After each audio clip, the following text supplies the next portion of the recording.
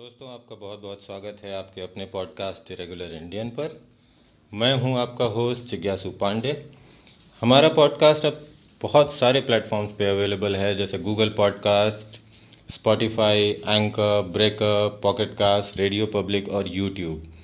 तो आप इसे जहां कहीं से भी सुन रहे हैं, आप इसे सब्सक्राइब करें, शेयर करें, फॉलो करें, लाइक करें, ताकि ये ज़्यादा से ज़्यादा लोगों तक पहुंच सके और लोगों को इससे मदद मिल सके, ताकि वो जीवन में अलग अलग परिस्थितियों को एनालाइज कैसे करते हैं, उनको लॉजिकली डील कैसे किया जा सकता है, ये समझ सकें और ज़्यादा से ज़्यादा लोगों को इसका फ़ायदा मिल सके।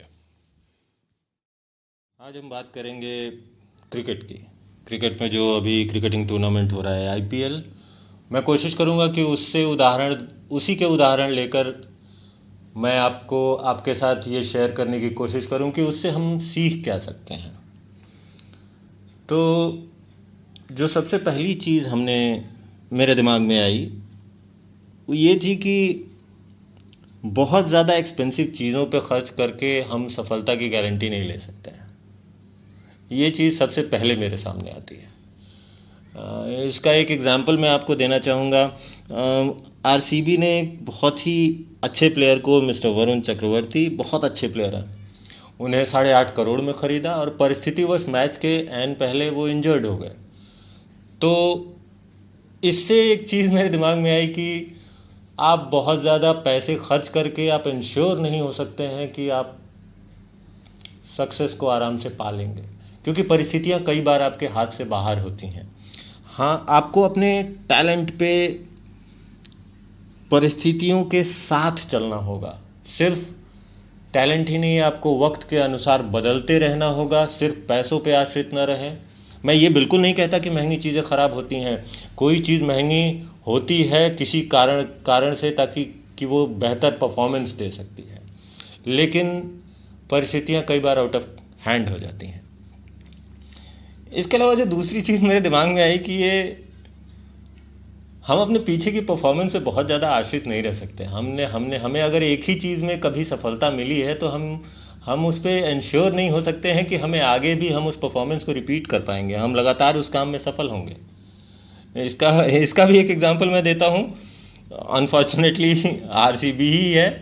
2013 में आरसीबी ने आईपीएल के इतिहास का सर्वाधिक स्कोर बनाया, maximum run scored by a team, 263 run बनाए उन्होंने। और ठीक 4 साल बाद वही टीम आईपीएल के इतिहास का मिनिमम स्कोर बना चुकी है, 49 रन, 49। सो ये एक बड़ा इंटरेस्टिंग फैक्ट, एक बहुत ही इंटरेस्टिंग तथ्य मेरे सामने आया कि एक टीम जो मैक्सिमम रन बना सकती है वही मिनिमम स्कोर क्यों करती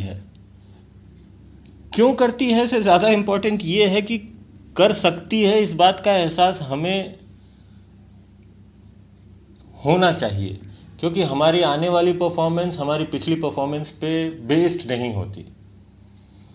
हमें लगातार अपने टैलेंट्स की तरफ मेहनत करना होगा, हमें लगातार उन्हें अपग्रेड करना होगा, ताकि हम उस परफॉर्मेंस को एटलीस्ट उसके इक्विवेलेंट, उसकी बराबरी या उससे बेहतर कर सकने के लिए हमें अपनी पिछली परफॉर्मेंस पे बेस नहीं रहना पड़ेगा, उस पर आश्रित नहीं रहना पड़ेगा। हमें लगातार काम करते रहना है, हमें थक के शांत होकर बैठना नहीं होता है।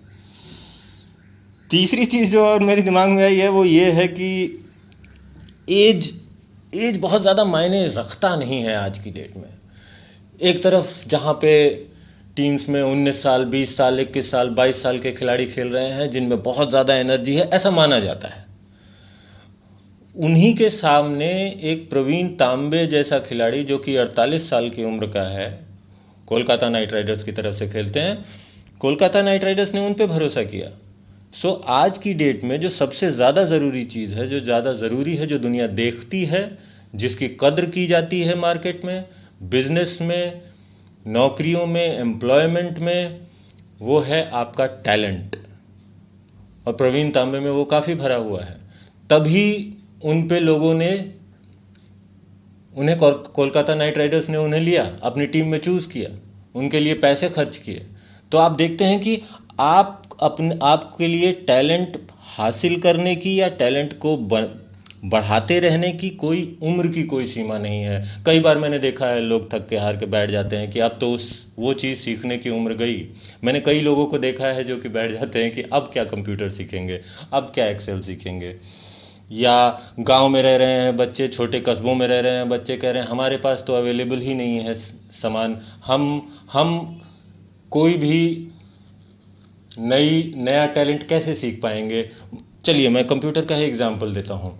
गांव में बच्चे कंप्यूटर कैसे सीखेंगे, लेकिन सीखने वालों के लिए कोई उम्र की सीमा नहीं है, कोई समय की बाध्यता नहीं है। आपके पास इंटरनेट अवेलेबल है, आपके पास मोबाइल अवेलेबल है, आप उस पर हर तरह की एक्टिविटीज़ कर सकते हैं, बशर्ते जो ज़रूरत है वो आपकी इच्छा शक्ति की है। और ये बात आईपीएल से बेहतर कोई नहीं सिखा सकता है। आप देखें, इसमें आपको 19 साल से लेकर 48 साल तक के लोग एक ही कंपटीशन में आमने सामने खेल रहे हैं। तो इस बात से हमें जीवन में ये अभी नॉर्मल लर्निंग में यही सीखने को मिलता है। मैं तो कम से कम यही सीखने की कोशिश करता हूँ कि आप जिस उम्र में चाहें, जैसे भी चाहें, जिस परिस्थिति में चाहें, नई कलाएं, नई विधाएं, नए टैलेंट्स, टेक्नोलॉजी सीख सकते हैं जो आपके लिए यूजफुल हो। इसके अलावा इस आईपीएल में जो एक बहुत बड़ी चीज़ निकल के सामने आई है कि हाँ, हम फेल होते हैं। Failure is a part of life and yes we should accept it. हमें इसको मान के चलना होगा कि कुछ दिन ऐसे होते हैं, कुछ परिस्थितियाँ ऐसी होती हैं जिनमें हम फेल हो सकते हैं या फेल होते भी हैं। पिछले साल को ही लीजिए, 2019 में आंद्रे रसल, इतने शानदार खिलाड़ी, उनसे सारी दुनिया को उम्मीद थी। उन्होंने दुनिया के अलग अलग हिस्सों में अलग अलग तरीके के बॉलर्स को डील किया है, उन्हें बाउंड्री के पार पहुंचाया है, लेकिन लसित मलिंगा ने 2019 में आखिरी ओवर की पहली बॉल पे उन्हें आउट कर दिया। Yes, he failed, but that does not make him a bad performer, that does not make him a bad cricketer either. So we need to accept failure as it is, because we should not decide a person's capability or capacity based on single performance, right? हमें failures को accept उसी तरह करना होगा जिस तरह हम अपनी सक्सेस को एक्सेप्ट करते हैं। इसके अलावा जो आखिरी चीज़ मैं आपके सामने रखना चाहूँगा कि आज का जीवन सर्वाइवल ऑफ द स्मार्टेस्ट है। आपको सक्सेस पानी है तो आपको किसी एक विधा में ही नहीं, किसी एक स्किल में ही नहीं सिर्फ टैलेंटेड होना पड़ेगा।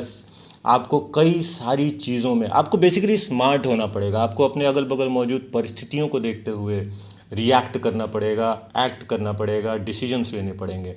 देखिए, और लोगों को फॉलो करने में यही खराबी हो जाती है। हम औरों के डिसीजंस को फॉलो करते हैं, लेकिन हम ये बात भूल जाते हैं कि उनकी परिस्थितियाँ अलग हैं, उनके पास मौजूद संसाधन अलग हैं। सिर्फ डिसीजन को कॉपी कर लेने से सक्सेस गारंटी नहीं होती है। अगर आपको उनके डिसीजंस कॉपी करने होंगे तो सबसे पहले आप उनकी परिस्थितियाँ भी कॉपी करनी होंगी, जो कि अपने आप में काफ़ी एक मुश्किल काम है। उनके कॉन्टैक्ट्स कॉपी करने पड़ेंगे, उनके संसाधन कॉपी करने पड़ेंगे, उनके टैलेंट्स कॉपी करने पड़ेंगे। तो which I think is a far more tedious job than आपके करंट परिस्थितियों में आपके मौजूद संसाधन, आपके मौजूद कॉन्टैक्ट्स, उस बेसिस पे अगर आप डिसीजंस लेंगे तो आपकी सफलता के चांसेस ज़्यादा बढ़ेंगे। तो किसी को भी कॉपी करने से पहले, किसी के भी डिसीजंस को कॉपी करने से पहले, किसी के भी लाइफस्टाइल को कॉपी करने से पहले आप एक बार ज़रूर सोचें कि आप में और उनमें समानताएं इन स्तरों पे कितनी हैं।